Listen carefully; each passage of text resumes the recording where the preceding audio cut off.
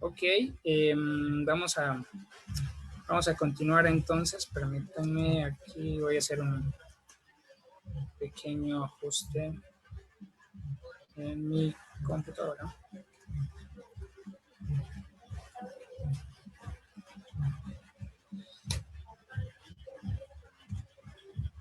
Entonces solo les pido un momento.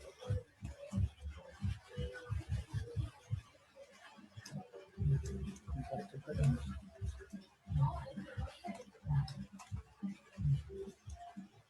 Entonces,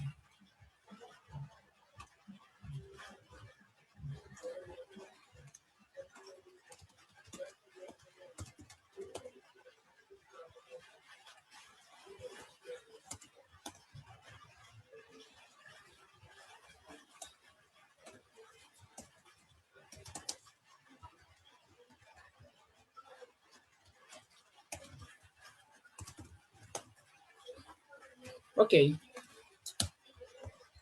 entonces vamos a hacer un pequeño... Eduardo, Sí, sí, Eduardo, solo una cuestión. Antes de empezar, si podrías iniciar la grabación, que de nuevo se me olvidó activarla. no hay ningún problema, no ahorita mismo.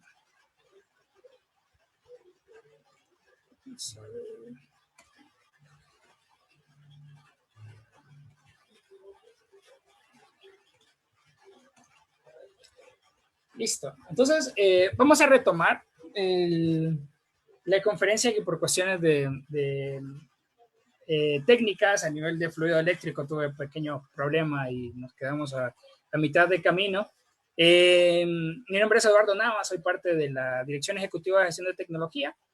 El día de hoy vamos a retomar entonces el tema de los cortafuegos o firewalls en entornos Linux. Les había comentado o hacíamos una pequeña introducción en la charla anterior en donde hablábamos de qué es un cortafuego.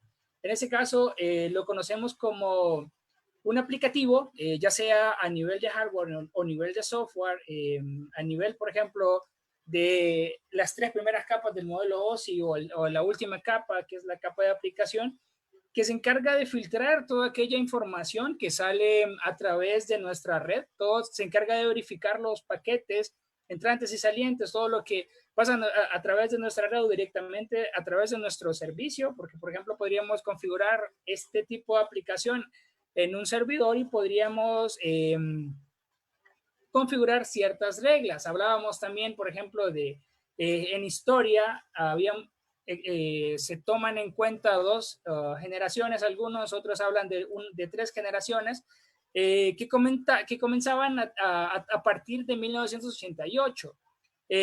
Sus predecesores, podríamos hablar de sus predecesores, los routers en este caso, que se encargaban de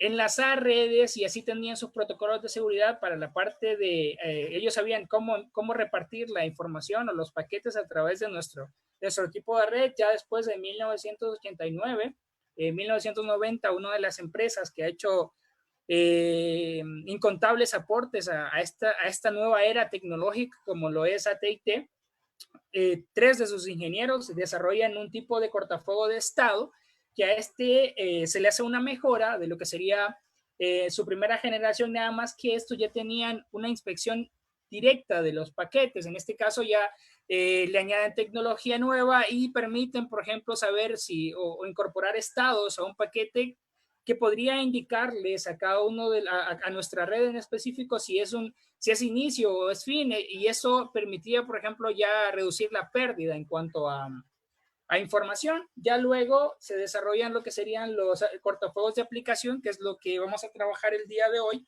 que esto ya directamente trabajan en la capa de aplicación, la última, de la parte del modelo OSI, y, por ejemplo, estos se desarrollan a partir de reglas. En este caso, por ejemplo, un servicio o un cortafuegos de aplicación se configuran, por ejemplo, a través de servicios o directamente de reglas que protocolos o puertos va a permitir abrir. En este caso, por ejemplo, también hablábamos de ventajas, que la parte de los cortafuegos bien configurados nos van a nos van a permitir tener un mejor control de lo que sería el perímetro de nuestra red, nos va a permitir, por ejemplo, delimitar el acceso o limitar el acceso a aquellos terceros que quieran filtrarse a través de nuestra red.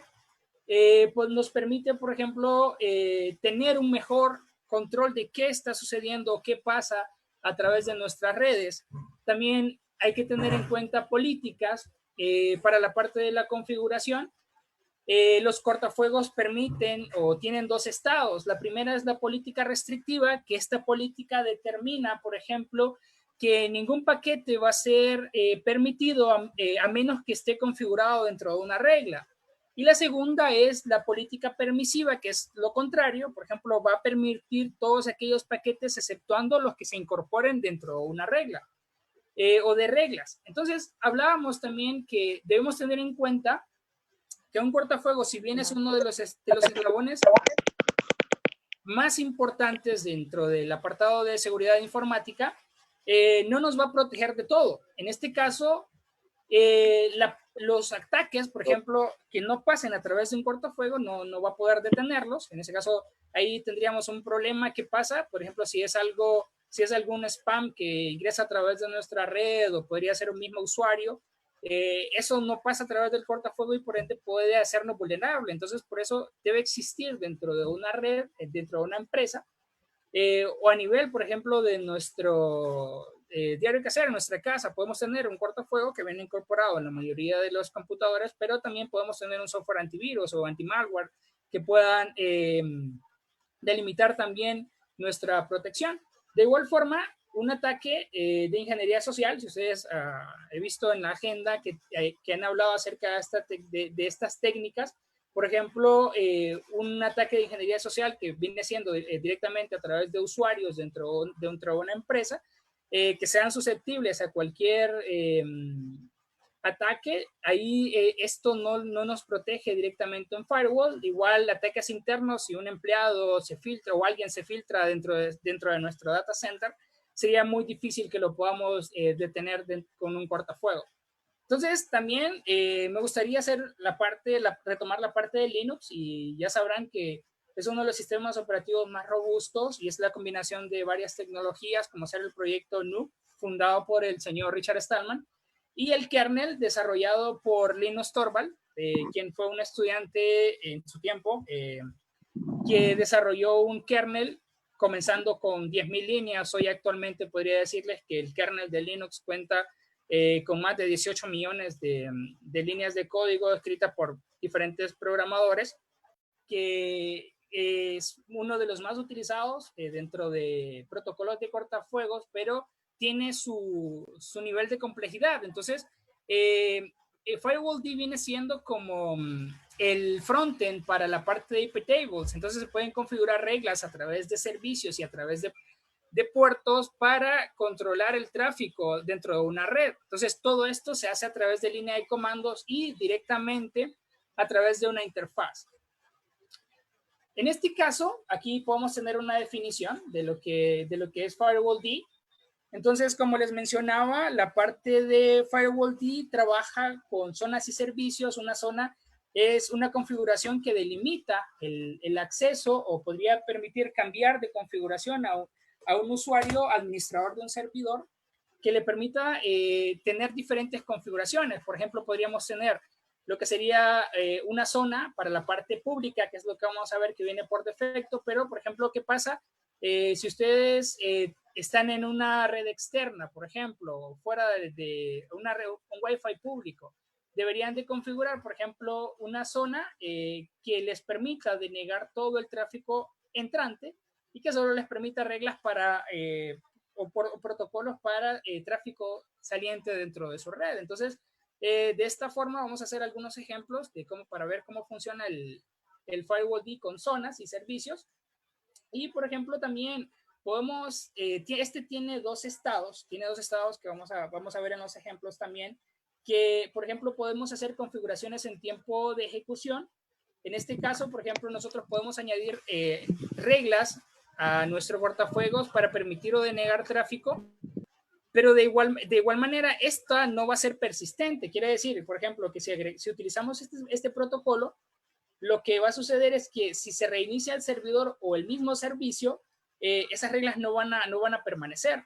Entonces, ahí es donde entra en funcionamiento lo que sería la segunda regla, que son las reglas administradas de forma permanente. En este caso, por ejemplo, vamos a hacer algunos ejemplos en donde vamos a configurar zonas y servicios, en este caso con puertos, en los que necesitamos que sean configurados de forma permanente y no importa si se reinicia tanto el servidor o el mismo servicio, estos van a permanecer siempre. Entonces, hablábamos de cómo instalarlo en la sesión anterior. Entonces, recuerden que en los sistemas Linux existen varios tipos de gestores de paquetes, pero me gustaría o les muestro en este caso los más importantes, que viene siendo los derivados de Debian, que es el paquete de tipo dev o extensión dev, y el gestor de paquetes desarrollado por Red Hat, que es la extensión RPM. Entonces acá podemos ver la instalación para cada uno de ellos. Y entonces vamos a retomar la parte práctica en este caso. Acá, como les mencionaba en la sesión anterior, tenemos un sistema operativo CentOS 7 con el que vamos a estar trabajando. En este caso, en esta versión en específico, el FireWall D ya viene habilitado, ya viene preinstalado, pero como lo vimos en el paquete de instalación, lo podemos hacer de la siguiente manera. Por ejemplo, FireWall D. Esta sería la forma de instalarlo. En este caso, un usuario que pertenezca al grupo de administradores lo va a poder hacer sin ningún problema. Perdón. Además de instalarlo, un buen administrador lo que va a ver es el estado. Como les mencionaba, en los entornos Linux existe un servicio que se encarga de hacer esta parte. En este caso, lo que sería systemctl, que es un conjunto de software especializado en la parte de monitoreo de servicios. Entonces, siempre, por ejemplo, con el usuario que con permisos de administrador, podemos ver el estado de cada uno de estos servicios. Entonces, en este caso, lo que nos interesa es el servicio FireWall D. Y acá podríamos ver o nos va a mostrar que el archivo está cargado y actualmente está en ejecución. Entonces, tenemos, por ejemplo, o vamos a tener el tiempo de inicio y hace cuánto está en funcionamiento. Entonces, para la parte de la administración, esto es sumamente importante. También podemos ver el grupo y el proceso que está ejecutando este servicio. Entonces, en caso de que el estado no fuese activo, por ejemplo, lo voy a detener para que ustedes vean cómo se ve un estado cuando no está activo. Por ejemplo, aquí alcanzan a ver ya que si bien está cargado, que me dice que está listo, pero no está en ejecución. En ese caso, la tarea del administrador viene a ser la parte de iniciar este servicio.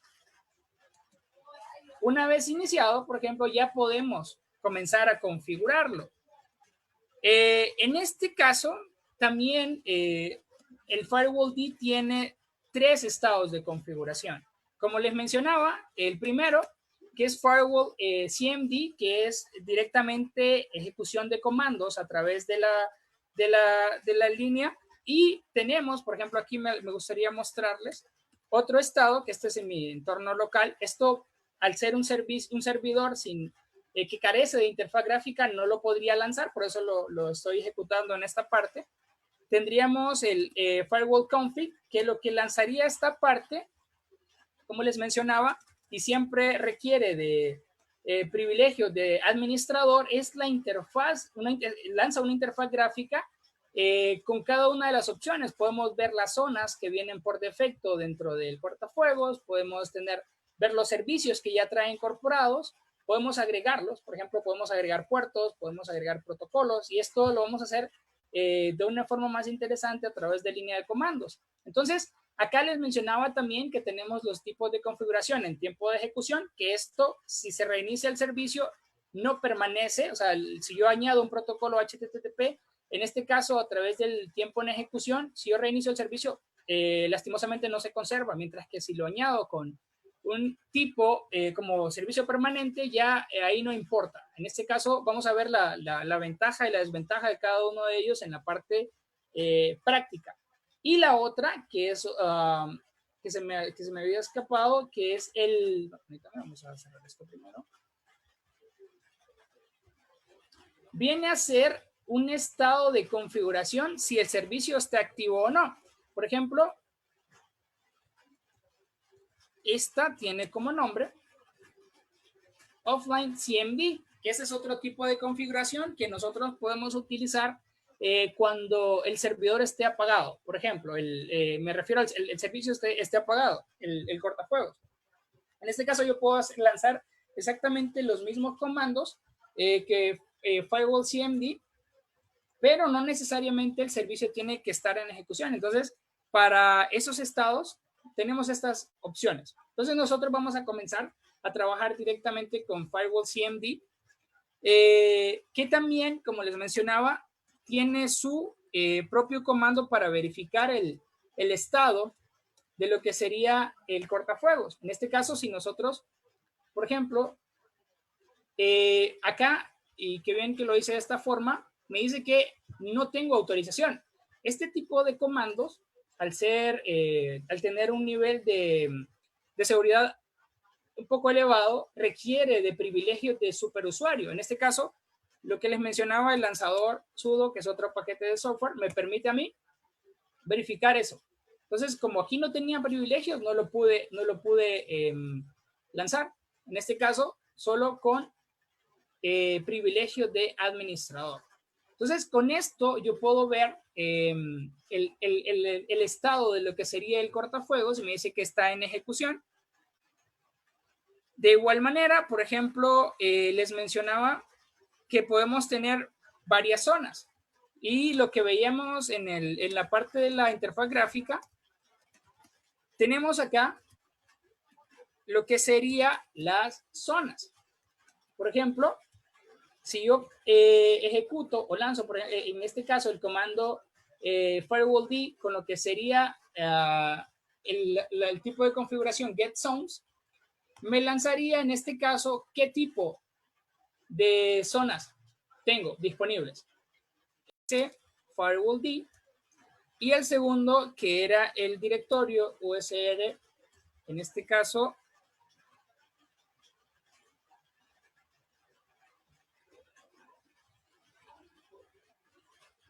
permítanme un momentito.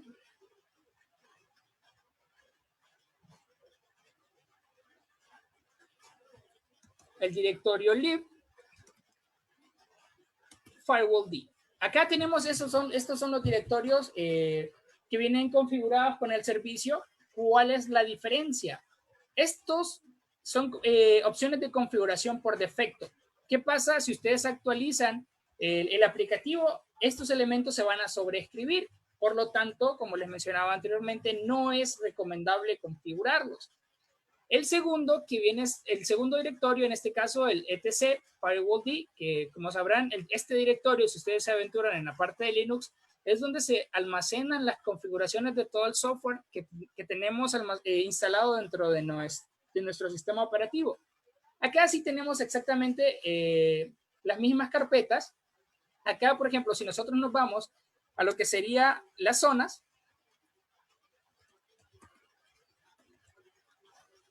si nos vamos a la parte de las zonas, lo que vamos a ver acá son archivos XML, que si los listamos o si los leemos, por ejemplo, vamos a tener XML tradicional. Entonces, nosotros tenemos la posibilidad de configurar estas opciones a través de estos comandos. Por ejemplo, ¿qué tenemos acá?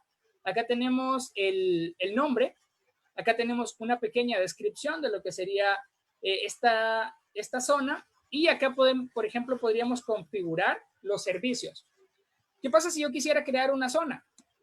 En este caso, por ejemplo, podría hacer una copia de un archivo partiendo de un archivo original y podría decirle, por ejemplo, aquí ya lo tendría listo. Ya tendría lista esta zona, por ejemplo, y yo podría llamar y cambiarla el nombre. Por ejemplo, si yo entro acá, yo podría utilizar mcedit para cambiar esta configuración. Aquí podría decirle que esta va a tener de nombre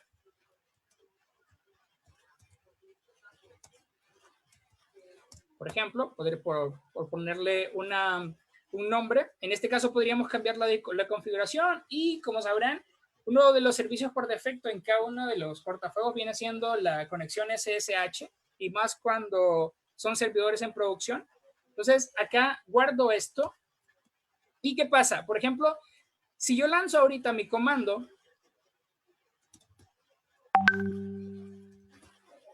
getZone, si quiero tener las zonas, ¿qué va a suceder? ¿Estará o no estará esta zona? Todavía no se encuentra, porque esta es una configuración, por ejemplo, de que va a ser permanente. Entonces, como les mencionaba, las configuraciones permanentes necesitan que yo reinicie el servicio, por ejemplo, o que recargue la configuración para que a partir de ahora esta pueda ser incorporada dentro de mi archivo de configuración. Ahora yo podría hacer uso de esta zona, como les mencionaba, a través de una interfaz de red sin ningún problema y comenzar a trabajar directamente con ella. Entonces, si ustedes van a configurar este firewall, recuerden hacerlo dentro de este directorio. Este es el que va a mantener la configuración estática hecha por usuarios administradores. El otro directorio mantiene la configuración por defecto y esa se va a actualizar cada vez que ustedes hagan uso de este comando. Por ejemplo, update, que lo que va a hacer es actualizar los repositorios y los paquetes instalados dentro de nuestro servidor. Si ustedes hacen esto, lo que va a suceder es que va a reescribir el otro directorio y por eso no es recomendado hacer ese tipo de configuración. Entonces, siempre va a ser acá. Entonces, una vez que nosotros hemos creado una zona, vamos a ver o vamos a aprender siempre a consultar cuál es la zona por defecto que tenemos dentro de nuestro cortafuegos. Siempre con el comando firewall cmd vamos a lanzar el comando get default zone para que me indique a mí cuál es la que estoy utilizando. En este caso, si yo quisiera cambiar, por ejemplo, e incorporar lo que sería la zona nueva que acabo de añadir, yo podría hacerlo, por ejemplo, firewall cmd set, por ejemplo, este es uno de los comandos más tradicionales a nivel de programación y cualquier tipo de área tecnológica. Entonces podría decir set default zone y acá, por ejemplo, lo que sería es, lo que vendría a ser es poner el nombre. Por ejemplo, con esto, si yo presiono Enter, esta pasaría a ser mi zona por defecto. Entonces yo comenzaría a trabajar con ella sin ningún problema. También, por ejemplo, ya retomando esta parte, no lo voy a hacer porque ya tengo algunos detalles listos por acá. Podría listar qué elementos tienen habilitados, ya sean puertos o servicios, la zona por defecto. ¿Se acuerdan que habíamos hecho uso de este comando, por ejemplo, son, para determinar la información que tiene disponible la zona pública? Con este comando, firewall cmd zone public, yo quiero que me liste todo lo que está configurado en esta. Entonces acá me indica primero el nombre de lo que sería la zona. Podemos tener, por ejemplo, aquí la interfaz en la que esta se está ejecutando y podemos tener acá la parte de los servicios que están configurados para esta zona. En este caso, podemos modificarlos a conveniencia. En este caso, también podemos utilizar la parte de los puertos y acá, vamos a hacer un ejercicio al final que son reglas o las rich rules, que vienen siendo reglas ricas, en donde podemos añadir configuración más avanzada para hacer un poco más robustas nuestras reglas de configuración. Entonces, esta la vamos a dejar al final. Entonces, comencemos a trabajar directamente con los servicios. Recuerdan que en la sesión anterior también vimos uno de los comandos más importantes para hacer configuraciones de red. En este caso era netstat. Con netstat yo puedo ver, en este caso, los puertos que están en escucha dentro de este servidor. ¿Cómo hacíamos esto? ¿Se acuerdan que teníamos la opción T? Que lo que listaba eran aquellos puertos que están escuchando a través del protocolo TCP. Tendríamos también la opción U para que me muestren los puertos que están siendo escuchados por el protocolo UDP. En este caso, L para que me liste todos, por ejemplo. Y acá, con esta opción, si ustedes quieren conocer más, recuerden que el netstat y todos los comandos en entornos Linux tiene su ayuda. En este caso, si yo escribo netstat-help, me muestra todos las opciones de ayuda. En este caso, acá, con P, listo los programas, con L, los que están en escucha, y acá están los protocolos. Entonces, esto va de la mano con lo que acabo de configurar ahorita, o lo que acabo de ejecutar ahorita, perdón. Entonces, acá vemos que tenemos estos puertos en escucha. El primero, a través de todas las redes, está escuchando, y aquí podemos ver el ID del proceso que está en ejecución y el programa. En este caso es el servicio SSHD, que es el que permite las conexiones SSH a través de este servidor. También podemos ver, por ejemplo, que tenemos varias reglas de configuración a través de este. ¿Y qué pasa si yo quisiera añadir, por ejemplo, un servicio a esta configuración? En este caso, vamos a utilizar el comando freewall cmd siempre. En este caso, vamos a configurarlo a una zona. Vamos a decirle que va a ser la zona pública. Le voy a decir que voy a añadir un servicio. En este caso, el servicio que voy a incorporar acá viene siendo HTTP. Lo voy a hacer ahorita en la configuración en ejecución, para que veamos la diferencia. ¿Qué pasa si yo añado este servicio? A mí dice aquí, cuando ejecuto este comando, me dice que el proceso se ejecutó correctamente. Y ahora, ¿qué pasa si yo listo, por ejemplo, de nuevo, por ejemplo, de la zona pública, voy a listar todo. Acá me dice que tenemos el protocolo HTTP. ¿Qué pasa si yo ahora reinicio este servicio? Y si vuelvo a listar, miren, ya no está el protocolo HTTP. ¿Qué pasa? Porque, como les mencionaba, uno de los estados que es hacer configuraciones en tiempo de ejecución, una vez que yo reinicie el servicio, o el cortafuegos en este caso, no prevalecen esas configuraciones. Entonces, ¿qué pasa si yo quiero estar escuchando a través del protocolo HTTP de forma permanente? Acá lo único que necesito añadir es la configuración que me permite incorporarlo de forma permanente, que es el --permanent. En ese caso, con esto, por ejemplo, yo incorporo este servicio. Bueno, en este caso viene un poco de lluvia, vamos a esperar que no interfiera en la charla. Entonces, ahora si yo hago un reload y vuelvo a listar, siempre va a permanecer este tipo de protocolo. En ese caso, es lo que se recomienda si ustedes van a escribir reglas de forma permanente.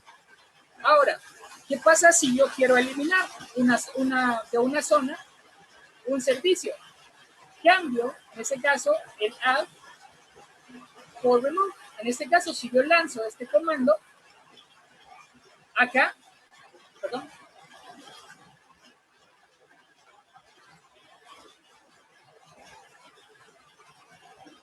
acá, remove, tengo que quitarle el permanent, perdón. Vamos a ver. Son public, remove, service, HTTP.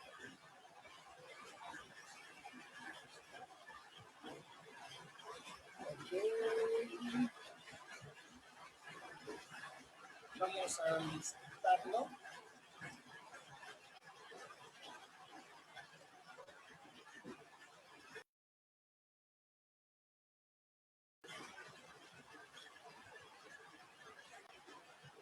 vamos a ver ahora.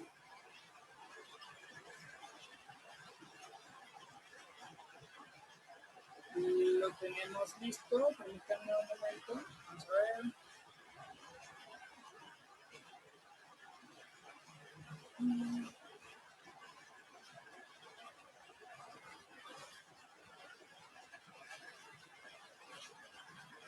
Perdón. Aquí era que había un espacio. Con eso, sí, se me escapaba ese espacio en blanco y ojo, hay que tener cuidado en esa parte. Eso puede estropear la configuración como lo acaban de ver. Eso es normal en transmisiones en vivo. Entonces, con este comando, yo lo que haría es quitar la regla de que acabo de añadir de forma permanente. Puedo añadir o quitar servicios sin ningún tipo de problema. Entonces, como les mencionaba, los servicios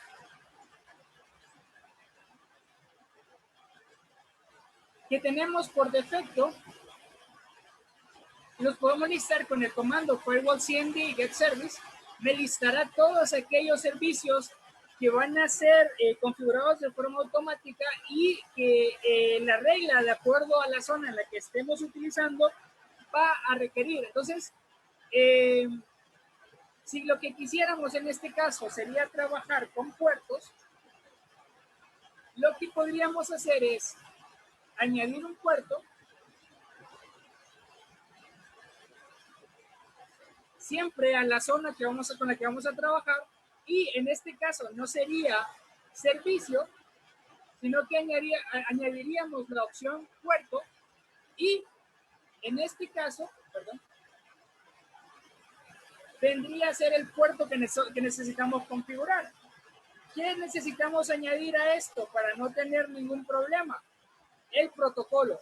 En este caso, porque si lo añado sin protocolo, esto me va a tirar un error. Tengo que especificar si voy a utilizar UDP o TCP para este tipo de puerto. Entonces, incorporando esta regla, puedo hacerlo puedo hacerlo en ejecución o puedo hacerlo directamente de manera permanente. Entonces, una vez que hago esto, ya añadí mi puerto, y recuerden que si hacen la configuración de forma permanente para que los cambios surtan efecto, necesitarán recargar la configuración del servidor. Entonces, con esto, y si ejecuto ahora netstat, siempre con los mismos parámetros,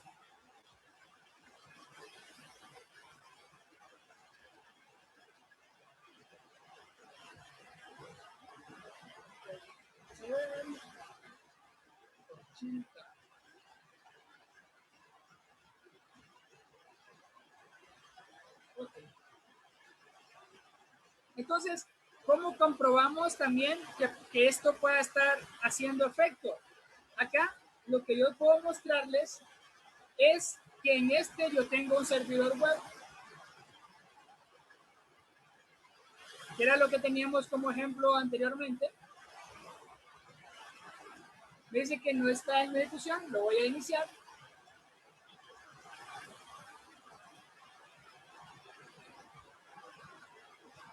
Tengo esto corriendo a través del puerto, de la dirección IP.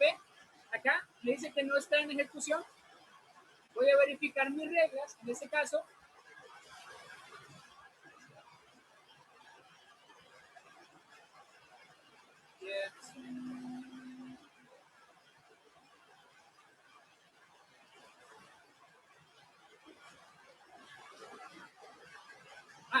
¿A dónde lo añadí? Entonces vamos a añadirlo de forma permanente.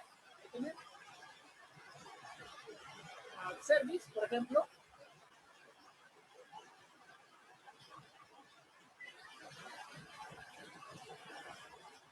Y lo vamos a añadir a través del puerto también.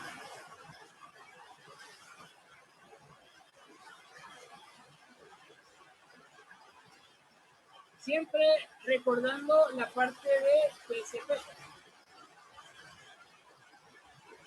Entonces, ya con eso,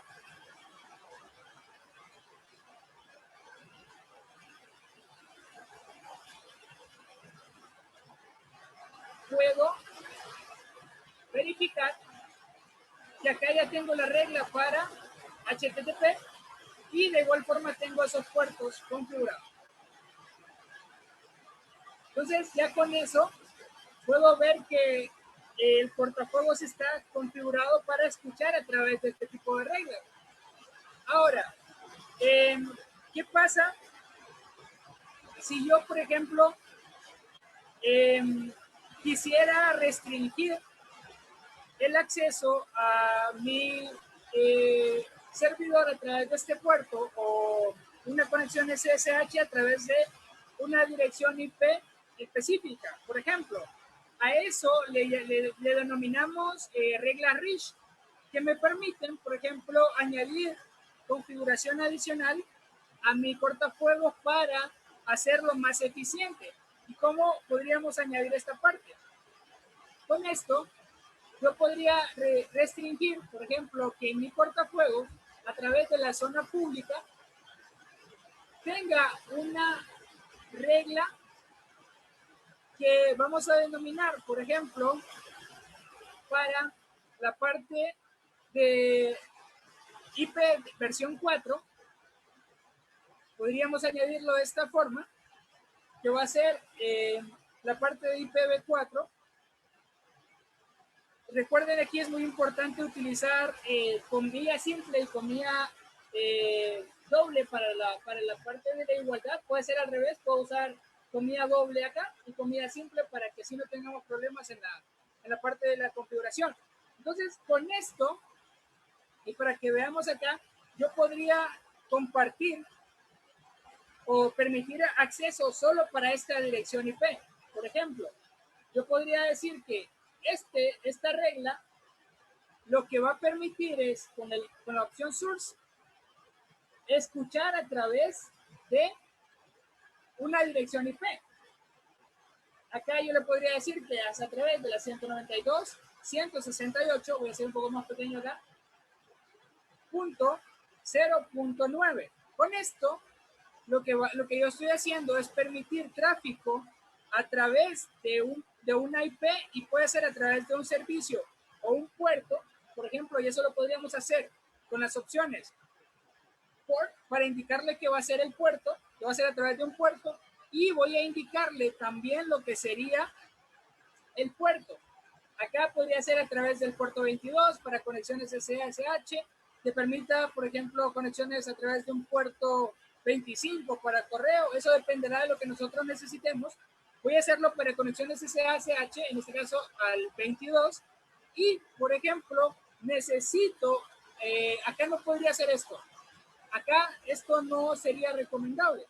Entonces, lo que hago para identificar esto o para configurarlo de esa forma es indicándole el protocolo, que en este caso, y sin dejar espacio, le indico que va a ser a través de la regla TCP. Con esto, yo estoy terminando el ejercicio.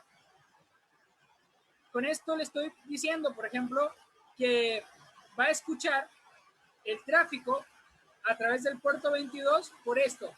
¿Qué pasa si en vez de permitirlo, con esto estoy permitiendo? Ya para explicar el segundo caso, ¿qué pasa si yo lo que quisiera es denegar el tráfico a través de esta IP? Únicamente incorporaría el reject para que con esta opción lo que va a suceder es que el cortafuegos va a denegar el tráfico a través de este puerto y a través de esta dirección. Con esto, y no lo voy a hacer de esa forma para que no me bote la conexión, yo lo que estaría haciendo es creando, por ejemplo, aquí me falta, no es comida simple, perdón, aquí no es comida doble, es comida simple. Con esto estoy agregando, perdón, aquí vi que se me escapó algo, IPv4. Con esto, vamos a ver, repitamos por acá, que voy a mover un poco la parte de la grabación para verlo por acá. Vamos a ver, regla a través de la IP, por ejemplo, versión 4.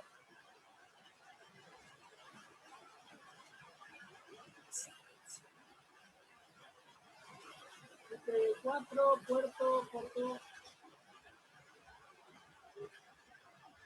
perdón, a ver por aquí, que puedo delimitar si el tráfico lo que va a hacer es aceptado o rechazado a través de tipo de reglas. Entonces, si yo ahora, por ejemplo, hago un load y ahora, por ejemplo, voy a hacerlo a través de este tipo de configuración, puedo consultar las reglas REACH. Acá todavía no me salen, pero, por ejemplo, podría hacerlo de igual forma a través del comando list REACH rule. Con esto, yo estaría listando este tipo de configuraciones que añada a mi portafolio. Entonces, permítanme, vamos a ver.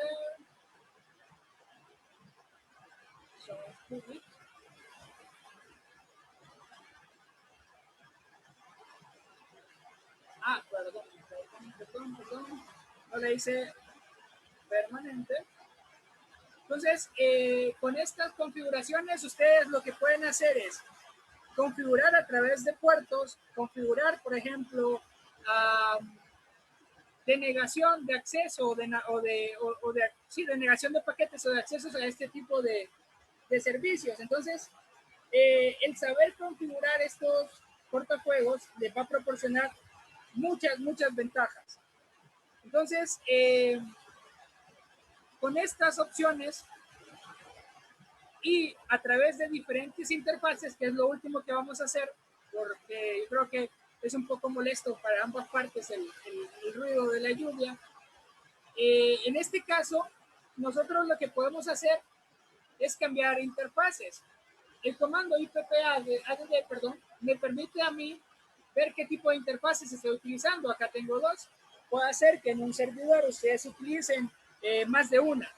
Por defecto, en este caso, la que viene incorporada acá viene siendo esta. Yo podría cambiar la configuración de la interfaz de red por defecto, por ejemplo, siempre añadiéndola a una zona, por ejemplo, y con el comando zone, acá lo voy a incorporar a mi nueva zona, por ejemplo, y con la opción add interface, yo podría decirle que esta escuche a través o esté configurada para esta interfaz de red, por ejemplo. Con esto, perdón, ¿cómo la teníamos? Se me escapó el nombre.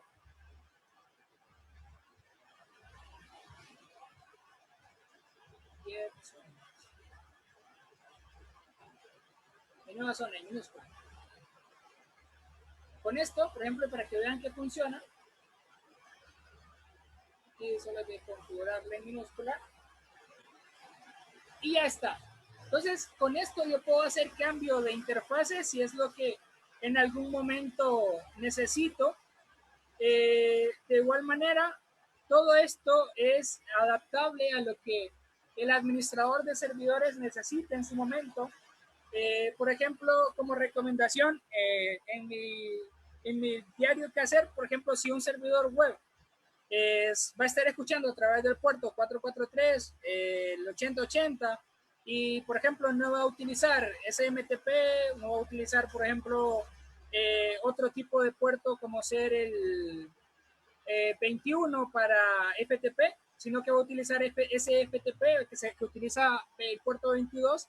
Lo más recomendable, por ejemplo, viene a ser que ustedes, como futuros administradores, sepan qué puertos y servicios tiene que o va a escuchar su servidor, porque con eso ustedes se van a evitar que, por ejemplo, usuarios se puedan filtrar a través de la red o que puedan obtener información específica de su servicio. Entonces, no sé, Pedro, si existen, podemos pasar a la parte de las preguntas y respuestas.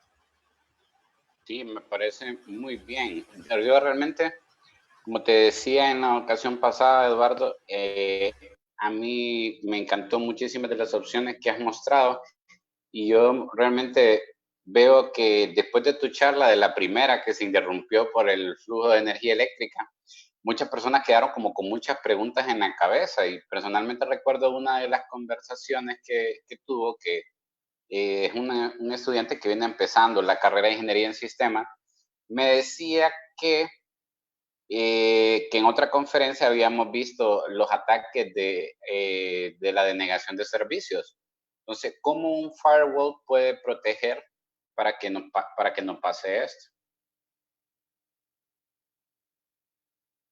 Ok, en esta parte es muy importante, por ejemplo, cómo funciona. O sea, el ataque de denegación de servicios es envía peticiones a su servidor hasta que este ya colapsa y no tiene tiempo de respuestas. Entonces, con este tipo de reglas, lo que ustedes pueden hacer, por ejemplo, es delimitar configuraciones para que el puerto, por ejemplo, aparte de los puertos, eh, tenga tiempo de respuesta del servidor. Por ejemplo, si se comienzan a colapsar, por ejemplo, las peticiones, en este caso, el cortafuegos, si está en la zona, en una zona por defecto, comienza, porque ya trae configuraciones predeterminadas, comienza a detectar peticiones excesivas, lo que empieza a hacer es bloquearlas. Por ejemplo, en este caso es más recomendado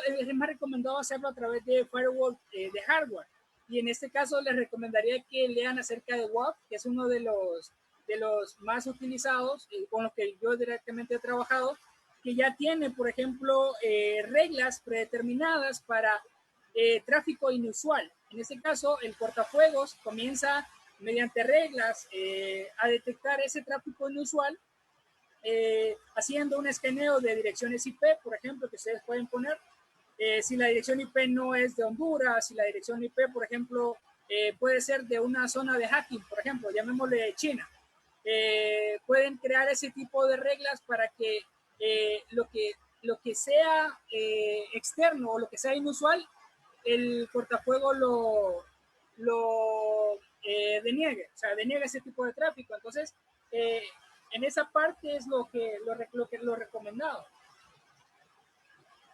Eduardo, ¿Sí? hay una palma levantada. André. Sí, sí, sí.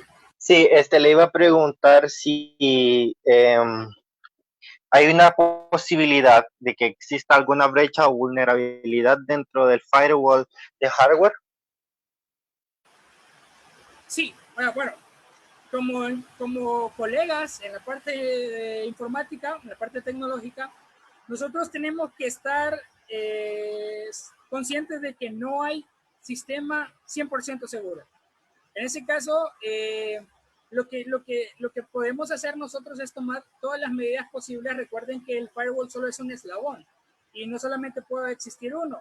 Entonces, más allá de la vulnerabilidad que puede existir, porque la puede haber, ahí los engañaría yo si les digo que un firewall de cualquiera de los dos tipos mencionados les va a solventar la vida. Eso es imposible. Acá lo que tenemos que hacer nosotros como buenos administradores es hacer múltiples combinaciones. Por ejemplo, podemos tener, aparte de un cortafuego a través de, por ejemplo, el WAP se suele poner en el gateway, o sea, todo lo que está en la puerta de enlace a Internet. Pero más allá de eso, se pueden poner, por ejemplo, si es en los servidores, este tipo de reglas para denegar tráfico que no sea necesario. Entonces, eso sí hay que tomarlo en cuenta.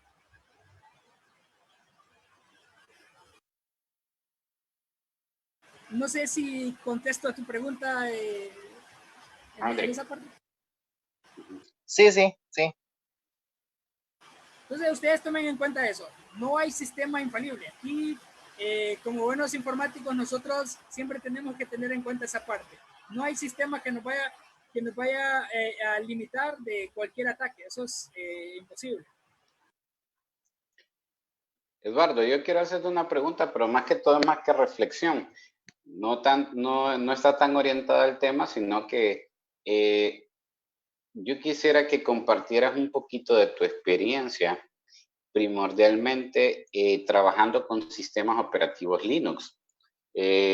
Ahorita mis estudiantes acaban de llevar clases de sistemas operativos y en muchas de ellas les hablaba de que es vital que un ingeniero en sistemas o un profesional de la informática en esta temporada sepa operar Linux y primordialmente a través de comandos, porque yo veo que en la actualidad estamos muy como acostumbrados en muchas ocasiones siempre a ver un entorno gráfico, pero los entornos gráficos tienen muchas vulnerabilidades, se caen, otras cuestiones, y también le quitan velocidad al momento de poder realizar algún cambio. Pero yo quisiera que nos dieras tu opinión acerca de esto. Listo, pero no hay ningún problema. Vean, yo comencé con Linux cuando solo tenía 16 años. Ya tengo ya poco más de 10 y todo comenzó por la filosofía. A mí me enamoró la filosofía del software libre y de la libertad que podemos tener para hacer uso de él, por ejemplo, para estudiarlo, para modificarlo, para compartirlo. O sea, esa parte a mí me encantó y de ahí en más yo no vi para otro lado. Si bien, por ejemplo, ustedes han alcanzado a ver, mi entorno de escritorio es un Linux. En ese caso yo utilizo Debian desde hace ya mucho tiempo y las ventajas que he tenido, yo también soy desarrollador, entonces a nivel de desarrollo es muy amigable, me permite tener muchas facilidades al momento de instalar software, por ejemplo, ya sea que trabaje con Node, ya sea que trabaje con Python, ya sea que trabaje con PHP, es sumamente fácil configurarlo, al final solo requiere de práctica. Como decía Pedro, lo que la gente le tiene miedo a este tipo de entornos es la consola, pero les diré, es inglés técnico. Ustedes aquí lo que requieren es práctica y si se ponen se ponen con las ganas y el entusiasmo de aprender esto, no se dificulta mucho. Es más, yo los voy a invitar desde ya, creo, y ahorita estoy trabajando en un curso, yo estoy fundando también y me gustaría hacerlo a nivel de la Universidad Nacional Autónoma y a nivel nacional también. Perdón, mi canal, estaba viendo, estoy trabajando ahorita en un curso de la parte de Linux, ahorita voy a subir otro tipo de video por la parte del tiempo, o sea, si ustedes quieren irse lanzando en esta parte, les estoy explicando más o menos cómo funciona, aquí hago un poquito de propaganda y me perdonan por eso, pero sí estoy en la disposición de crear una comunidad a nivel nacional porque como país estamos rezagados en esa parte. Costa Rica tiene una comunidad de software libre muy grande y muy buena. Lo mismo El Salvador, que tiene, por ejemplo, esos dos países que les menciono, repositorios de software para este tipo de entornos. Entonces, el trabajar con Linux a ustedes les va a abrir muchas puertas. Créanme, los sysadmin, que se denominan los administradores de entornos Linux, son muy cotizados y el problema, por ejemplo, si hablamos a nivel de país, hay muy pocos administradores de entornos Linux que les conozcan, por ejemplo, más de una versión y que les conozcan la línea de comandos muy bien. Créanme, si ustedes se aventuran a esta parte, se les abren muchas posibilidades. Eh, a mí, y más que todo eso, el poder aportar a la comunidad, promover el software libre como una herramienta, o sea, no solo para servidores, porque es un mercado que todavía Linux no llega, que es al entorno de escritorio, eh, a eso, que hay una comunidad muy grande y aquí déjenme compartirles algo más. Eh, Existen, por ejemplo, mucha cantidad de software en todas las áreas y aquí les voy a mostrar el entorno que se llama Discover. Discover es una tienda de software que hace mucho tiempo Linux tiene incorporado, mucho antes de que existiera la Play Store, la App Store, esto ya existía.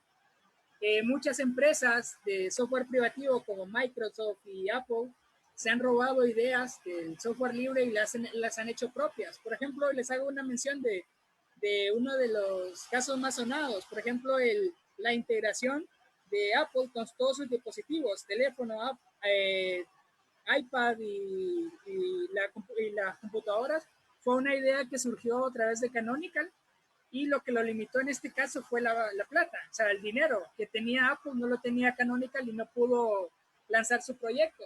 Entonces, ahí ustedes pueden sacar una conclusión. Entonces, lo que les da el software libre es esto: software para educación, herramientas de desarrollo, multimedia. O sea, para educación existen no solo para el área informática, existe software matemático, existe software para ciencias naturales, existe software para todas las áreas que ustedes se puedan imaginar.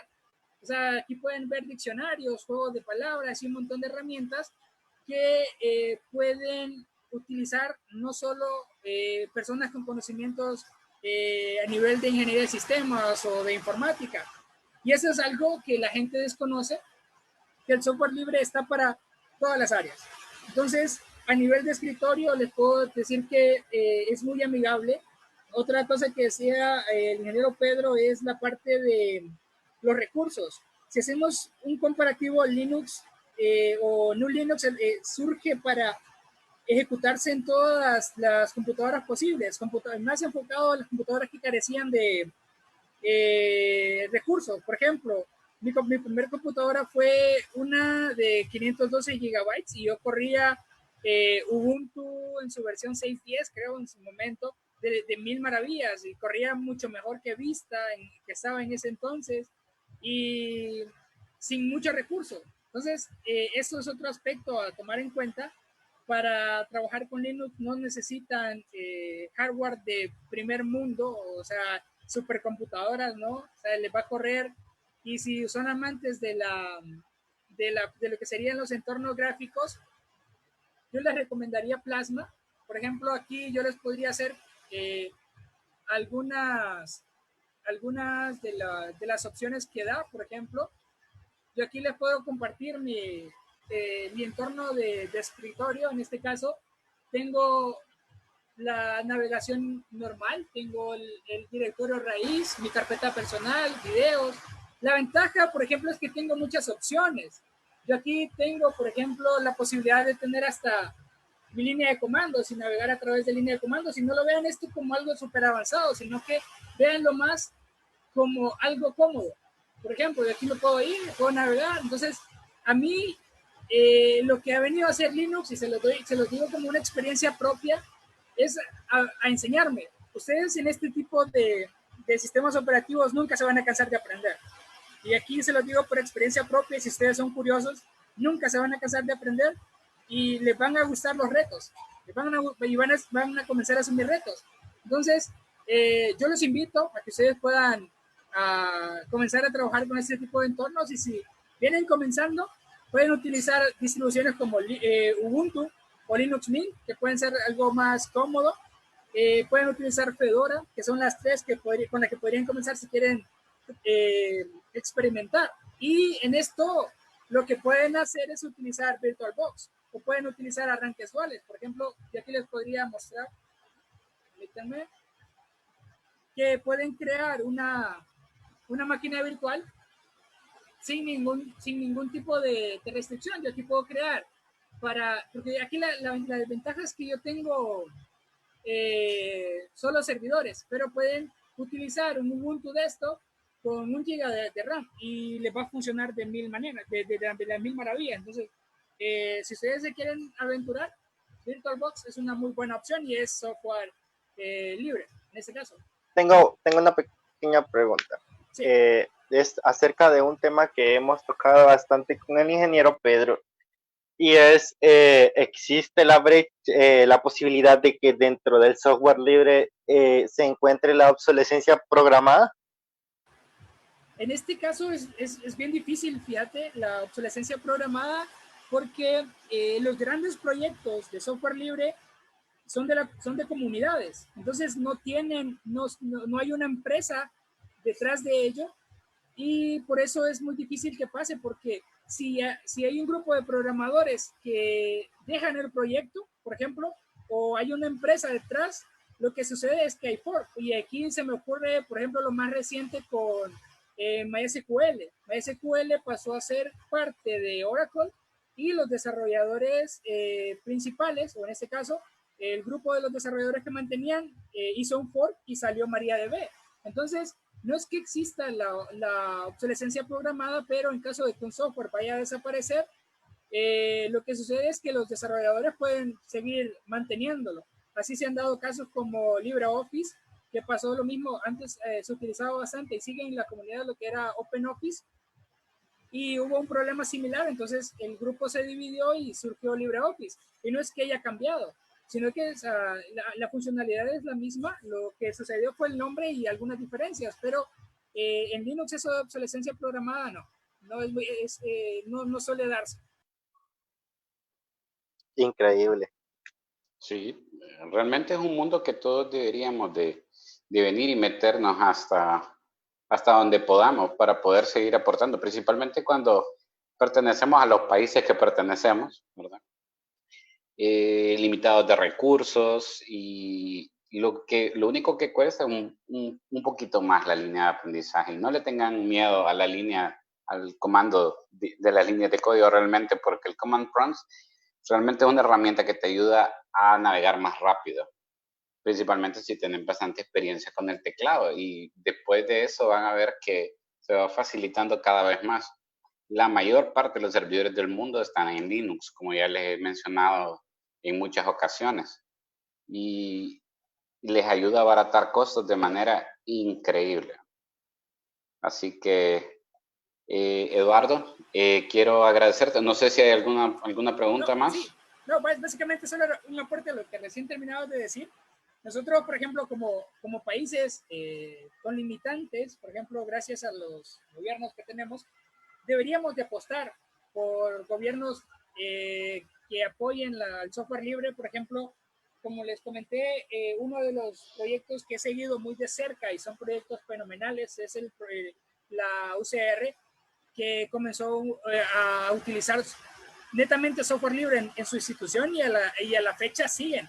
Y lo que ellos hacen es, con el presupuesto que le pagaban a Microsoft, por ejemplo, se ahorran un montón de dinero en licencias que puede ser invertido en sus departamentos de tecnología para capacitar gente, desarrollar su propio software o adaptar software libre y hacer más eficiente su trabajo. Con eso, ¿qué ventajas tienen? Tienen una comunidad detrás, pueden contratar más personal y así no hacen más millonario a Microsoft. Bueno, que yo en lo personal no tengo nada en contra de ellos, pero el software libre tiene más ventajas que desventajas, que lo que Microsoft no tiene.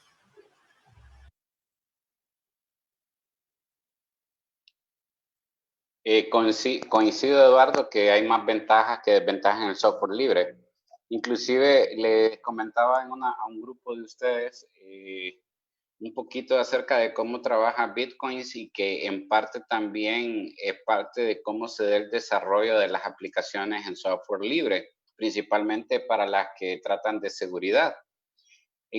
Miren, ayer también, la charla que escuchábamos el día de ayer, también el ingeniero Freddy lo mencionaba, que si ustedes se fijan en el software propietario, lo que pasa es que el código queda oculto para todos y solo el desarrollador del código tiene derecho a hacer las modificaciones, y por ende usted no sabe lo que está pasando con su información. Usted, cuando compra una licencia, usted tiene que aceptar lo que el creador de la aplicación diga que hace con su información. En el caso del software libre, la información está ahí, el código está ahí. Usted puede ver qué hace cada pedazo de código con la información que usted mete. Y saqué a colación lo de Bitcoin porque se da un ejemplo clásico de programación y principalmente de razonamiento lógico para informáticos. Se da el ejemplo de los 5 generales. Son 5 generales que todos quieren conquistar una ciudad, pero todo el mundo quiere la gloria para sí mismo. Entonces tienen sitiada la ciudad por 5 flancos diferentes, pero todos están de acuerdo que si todos atacan al mismo tiempo, tienen más posibilidades de lograr conquistar la ciudad. Pues resulta que ellos se inventaron un algoritmo para poder atacar de forma concentrada y al mismo tiempo sin que ninguno se adelantara, y así todos tener las mismas posibilidades de quedarse con la gloria de la conquista. El asunto es que en este caso, la información de cuándo atacar es realmente lo que hace el software libre, que nos da la posibilidad de ver qué es lo que tiene y de que las otras personas también lo vean. Así que si una de las personas que es usuario de Linux detecta una falla o detecta algo que no está funcionando de manera adecuada, él lo puede solventar o simplemente denunciar ante la comunidad y la misma comunidad lo arregla. Pero, ¿qué pasa con el software propietario? No se puede ver el código, entonces nadie más puede ver los errores que tienen. Entonces, a mí me parece que con el software libre se pueden tener muchas personas que desarrollen algo y con el software, con el software libre se puede tener muchos programadores de diferentes lugares del mundo trabajando para un objetivo en común.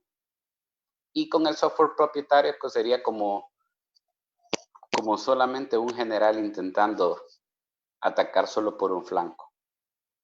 Sí, así es. Pero, y solo reforzando esa parte, sí. Ya, hay mucha gente también, por ejemplo, que dice que de qué viven los programadores, ¿verdad? Si ustedes a futuro quieren desarrollar su propio software y tiene que ser libre, o sea, si hago software libre, en algún momento voy a ganar dinero, ¿qué? Ese es el dilema que existe en muchos de los programadores. El ejemplo más grande puede ser Red Hat. Red Hat, que utiliza Linux, es una de las empresas de software más rentables a nivel mundial. Y solo ¿y cómo ganan ellos? Ellos tienen su propia distribución, sí, pero ¿qué venden ellos? Soporte. Entonces, ahí está, pues, y ustedes están viendo acá en la pantalla CentOS, que es un